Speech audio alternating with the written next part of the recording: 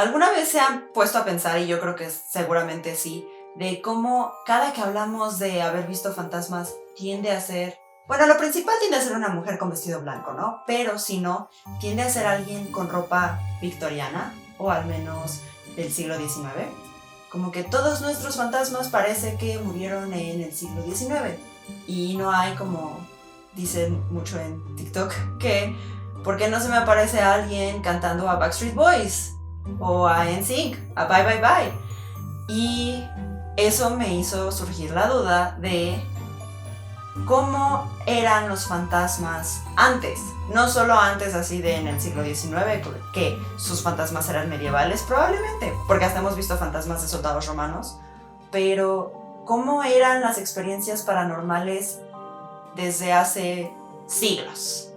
La Navidad pasada hablamos de por qué nos intrigaban tanto las historias de terror en esa época. Ahora quiero saber desde cuándo nos fascina lo sobrenatural. Sabemos que el auge fue en la época victoriana, pero debe de venir de más atrás. Los fantasmas no empezaron a existir en el siglo XIX. Así que el día de hoy hablaremos de fantasmas a lo largo de la historia.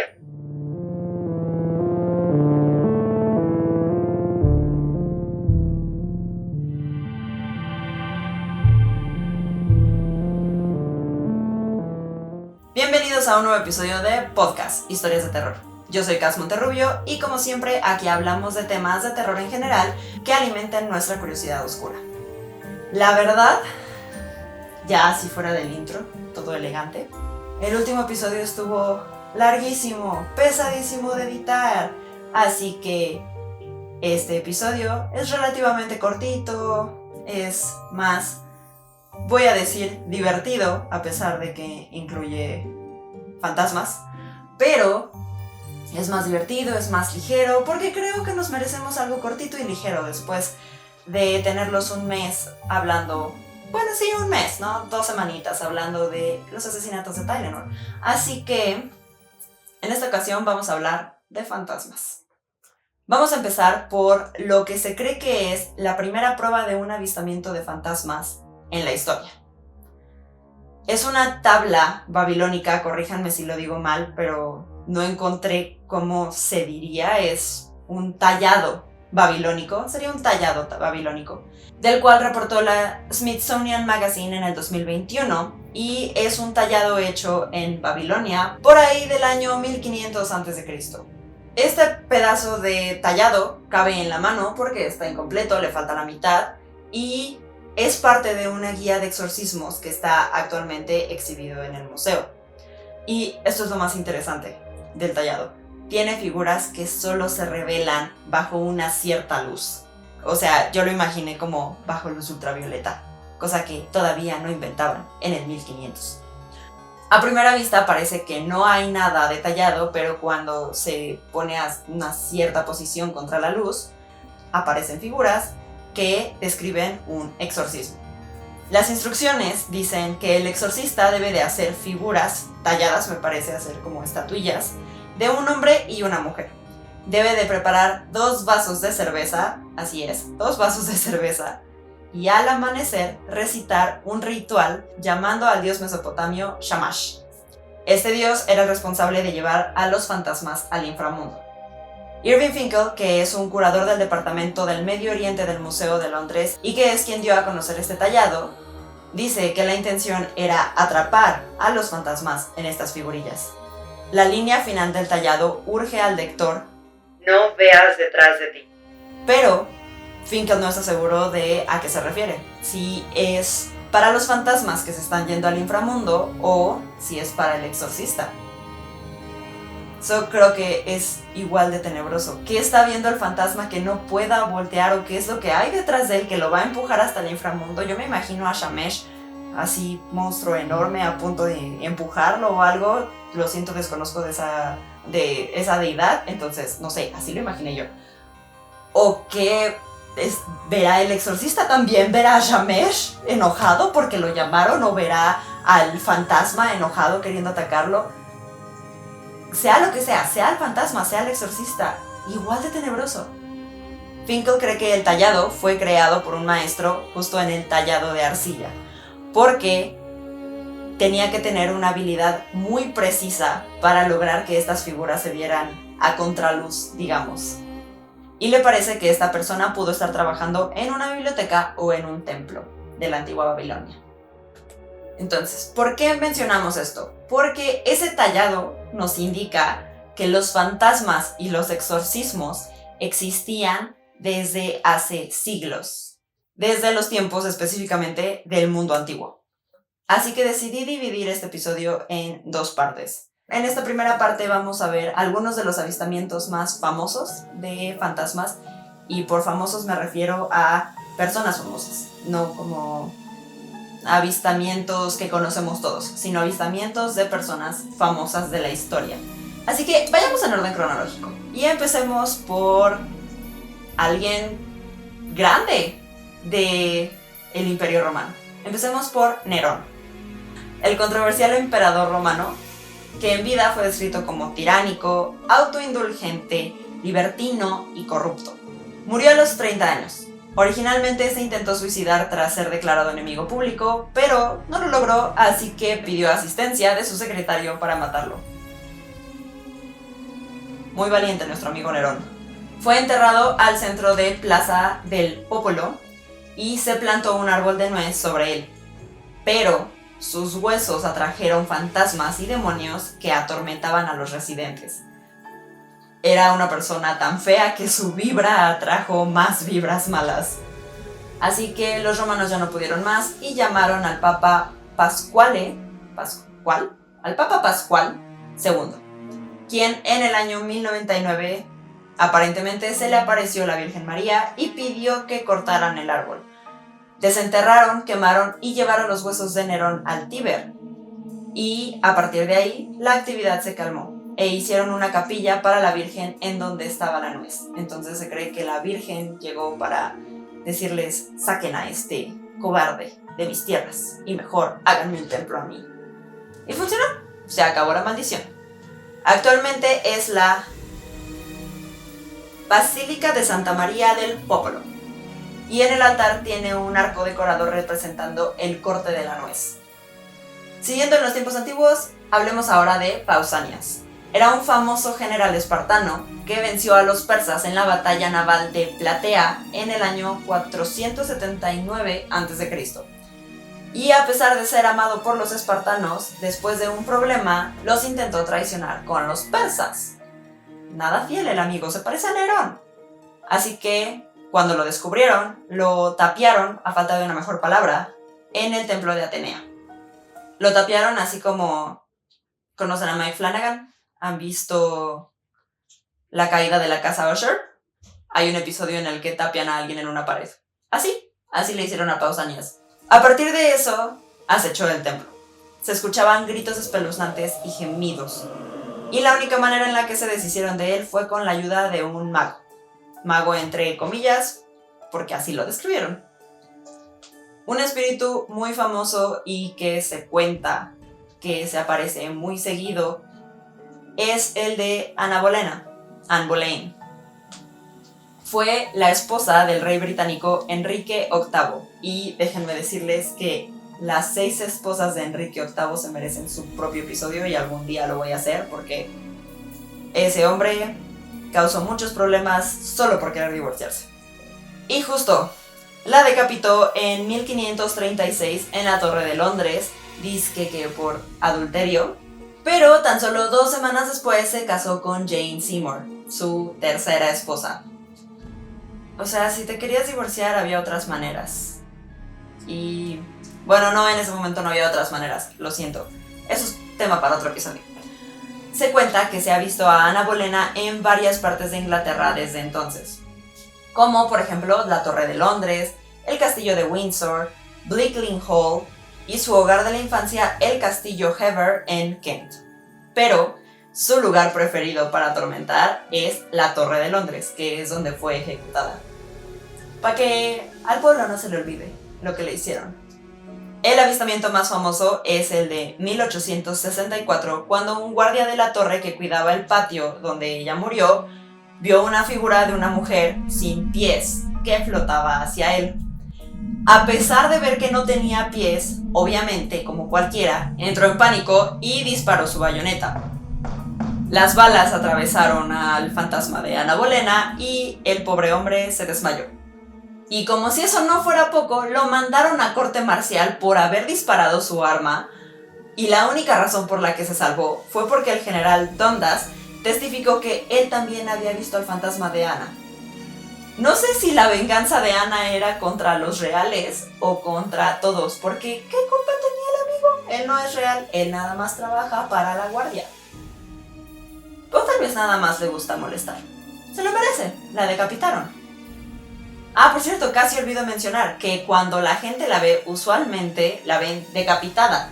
That's quite a sight, así como María Antonieta en los Juegos de París 2024, hace unas semanas.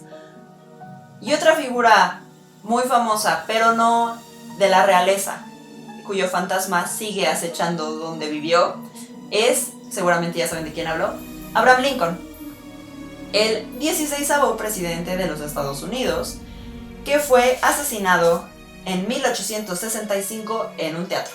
Y es probablemente uno de los fantasmas más famosos de su país. Constantemente lo ven en la Casa Blanca. Ha sido avistado por figuras como Theodore Roosevelt, la primera dama Grace Coolidge, la reina Wilhelmina de Países Bajos, que incluso se desmayó al verlo, y más famosamente por el primer ministro de Inglaterra, Winston Churchill, quien visitaba frecuentemente la Casa Blanca, se quedaba en un cuarto en específico, me parece que hasta era una mansión en específico, pero no estoy segura, y cuenta que un día salió de bañarse. Esto es... su imaginación va a sufrir cuando les cuente esto. Winston Churchill sale de bañarse, desnudo, probablemente ya con el cigarro en la boca, eso lo estoy agregando yo, no me consta, cuando ve a Lincoln parado frente a la chimenea. Churchill lo saluda, Lincoln le sonríe y desaparece. Y Churchill ha de haber dicho, porque al parecer contó esta historia con mucha calma. Creo que le dijo algo así como... le dijo algo muy gracioso que no lo tengo presente ahorita, pero fue algo así como... oh my, qué gusto en verte, querido amigo, o algo así. Fue algo por ahí. Pero como que me parece que no era la primera vez que lo veía en la Casa Blanca. Y eso me hace preguntar, ¿seguirán viendo a Lincoln en la Casa Blanca actualmente? ¿Será parte de la iniciación cuando el servicio secreto te presenta todo lo que tienes que saber? También te dice, por cierto, el presidente Lincoln a veces se encuentra en la oficina oval, en el, no sé, no conozco más cuartos, en este otro cuarto, por si se lo llega a encontrar, señor presidente. Y teniendo esta duda, tengo una duda aún más grande. ¿Se le habrá parecido a Trump? ¿Y por qué no espantó más a Trump? ¿Le habrá jalado las patas? Espero que le haya jalado las patas. Más vale que le haya jalado las patas. Preguntas importantes, probablemente las más importantes de este episodio. Estos avistamientos lo que nos indican es que la humanidad ha interactuado con fantasmas, hemos visto fantasmas desde el inicio de los tiempos, empezando por, al parecer, al menos, los exorcismos babilónicos hasta los presidentes de Estados Unidos. Que seamos honestos, o sea, han habido avistamientos de gente que murió después, pero estos son los famosos registrados. Pero quise no nada más quedarme con los avistamientos famosos, porque creo que todos los conocemos, al menos yo sabía del de Lincoln, así que decidí para esta segunda parte encontrar algunas historias menos famosas, pero también de siglos anteriores al siglo XIX, de avistamientos de fantasmas. Y verán cómo varía con estos avistamientos de personajes famosos. Así que la primera historia que les voy a contar es la de El Poltergeist de Velletri, que es una historia del año 63 a.C. En esta vamos a volver con Nerón, bueno, no exactamente con Nerón, pero a la antigua Roma. Y algo que aprendí en esta corta investigación es que los romanos también creían en la vida después de la muerte y en las almas y espíritus. Poltergeist es la denominación que se le ha dado actualmente. Ese término no estaba todavía en existencia en ese tiempo, pero no hay otra manera de describir lo que pasó en Velletri en ese año. El primer emperador de Roma, Augustus, no creció en Roma, sino en la casa de su abuelo en Vellitrei, que ahora se pronuncia Velletri, supongo que se pronunciaba igual pero se escribía diferente. Vellitrei. Estaba a 40 kilómetros al sureste de Roma. El autor romano Suetanios, que fue quien escribió sobre el primer emperador Augustus, describió en esta casa un cuartito como una despensa y que se mostraba al público como el cuarto de bebé del emperador, el nursery room. Se cree que incluso pudo haber nacido ahí y no en Roma. A este cuarto nadie se acercaba a menos de que lo necesitara y solo si habían sido santificados anteriormente. Se cuenta que quien se acercara y era impuro temblaba de terror al acercarse al cuarto. Luego menciona en sus escritos que efectivamente es cierto, pues el nuevo dueño, que era él mismo, no sabe si por intentar probar algo o por mera oportunidad, entró al cuarto. Decidió pasar la noche ahí, pero después de unas horas fue aventado fuera del cuarto con todo y sábanas. Lo describió como que casi lo mata, lo que sea que lo aventó, y que al aventarlo desnudó la cama. O sea, se fue con todo y sábanas, cobijas, almohada, todo. Afirma que el ente dejó de molestar cuando él purificó la casa, o la bendijo, de cierta manera, pero esto solo duró mientras él estuvo ahí, porque cuando la casa pasó a los nuevos dueños, la actividad volvió. Esto es lo que Suetanios cuenta sobre la casa en la que creció Augustus, pero deja abierta la pregunta: ¿el fantasma acaso protegía a bebé Augustus? Porque no hay recuento de que él tuviera este tipo de temas en esa casa, sino no creo que hubiera vivido ahí. ¿O acaso, y esta es un poco más probable, el fantasma era Augustus? Pero hay recuento de que gente que trabajaba en esa casa cuando él era niño sentía esa mala vibra y si no estaban bendecidos no podían acercarse. Entonces tal vez se pasó la batuta de un poltergeist, un demonio, no quisiera, pero tal vez, a el fantasma de Augustus, que nada más no quería que durmieran en su cama. ¿Quién sabe? De lo que podría ser el primer poltergeist del Imperio Romano, vámonos al primer poltergeist registrado en Inglaterra. Es la historia de el baterista de Tedworth. Esta historia es de 1661 y comienza con John Mompesson, o Mompesson, digamos Mompesson, disculpen la pronunciación, visitando Wiltshire, cuando se cruzó con el vagabundo William Drury. William Drury estaba tocando su tambor a la mitad de la calle, mendigando por dinero, y esto le molestó a Mompesson y a la gente en general. Así que lo confrontó y descubrió que no tenía papeles legales para estar tocando en la calle. Así que, como buen soplón que era nuestro amigo John, le vamos a decir John de ahora en adelante, llamó a la policía e hizo que le confiscaran su tambor. Pero seguro él creyó que este era el fin del tema, y no. El tambor fue enviado por la policía a su casa esa tarde. Y esa misma tarde empezaron los ruidos y golpes. En puertas, en el techo, afuera del edificio, por lo que entendí, se escuchaban como que tocaban la puerta, golpes en las puertas, gente caminando, se escuchaba en el techo, incluso desde afuera del edificio se podía escuchar ruidero. Una noche, John persiguió incluso los sonidos por toda la casa, pero sin suerte. Llegaba él a algún lugar y el sonido se iba a otro lado. Y aparte, no encontraba a nadie que estuviera haciendo los sonidos. Un mes después, el sonido empeoró, sobre todo en el cuarto donde se encontraba el tambor. Y específicamente en el cuarto de los niños, encontraban rasguños como de un animal, les golpeaban la cama e incluso los sacudían y los levitaban de la cama, así muy actividad paranormal, muy así como El Conjuro. Esto siguió durante 2 años y qué valiente nuestro amigo John, porque yo ya me hubiera ido de la casa para ese entonces. Ya no pasaba nada más de noche, pasaba de día, cosas se movían, El tamborileo era tan alto que se volvió una atracción turística para el pueblo. Empezó a oler a sulfuro y aquí levantamos la mano porque eso ya no es un fantasma, eso ya es otra cosa. Y no creo que pudieran hacer mucho en ese momento, pero eso ya era otra cosa. Una noche el padre fue a rezar al cuarto de los niños y entonces el sonido se movió, pero en cuanto él dejó de rezar, el sonido volvió. O sea, esta cosa sí no era nada más un fantasma, porque no le gustaba que rezaran, olía a sulfuro, a mí esto ya me huele a demonio.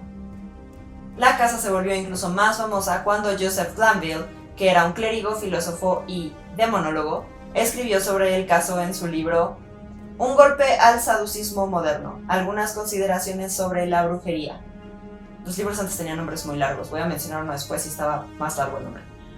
Glanville descartó que pudiera ser obra de los niños porque decía que los niños eran demasiado inocentes para hacer esto y que aparte no cuadraba. Y sí, o sea, un niño no va a poder levitar la mitad de la noche. Podría hacer los rasguños tal vez y los golpes, pero ¿cómo va a levitarse a sí mismo? Una teoría sugirió que el baterista era un gitano que se molestó y entonces embrujó a John Mompesson.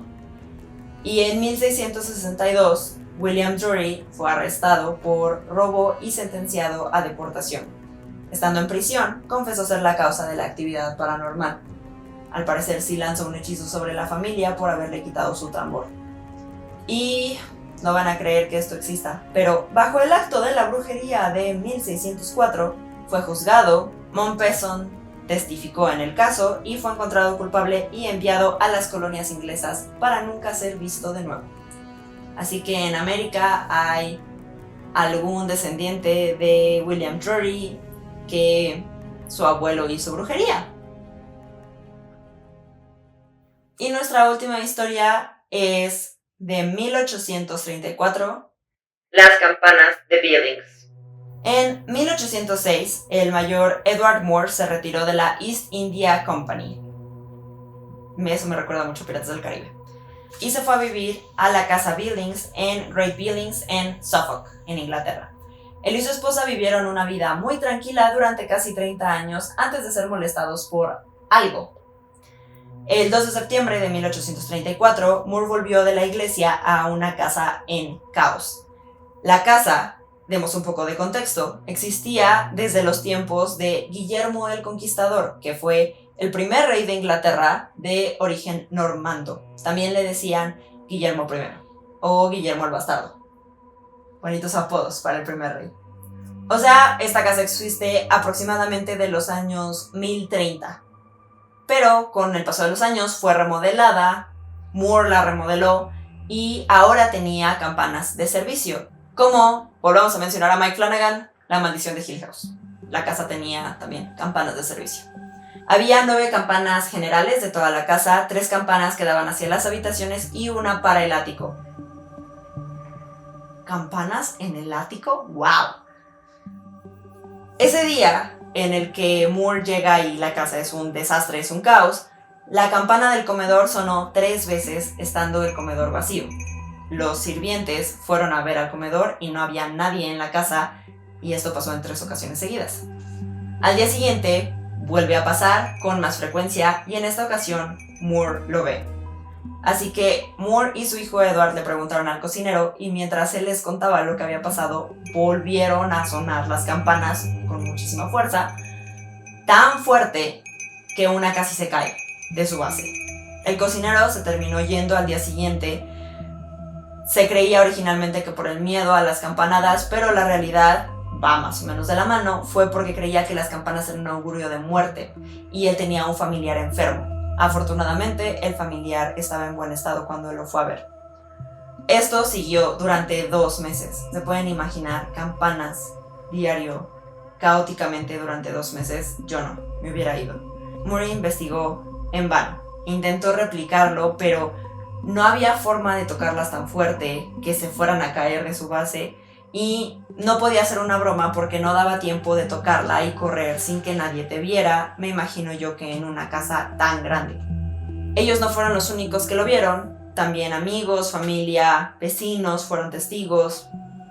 Y al parecer no había un orden aparente, no era como que cada 15 minutos suenan o siempre suenan en la mañana, en la tarde, en la noche. Era caótico, meramente caótico.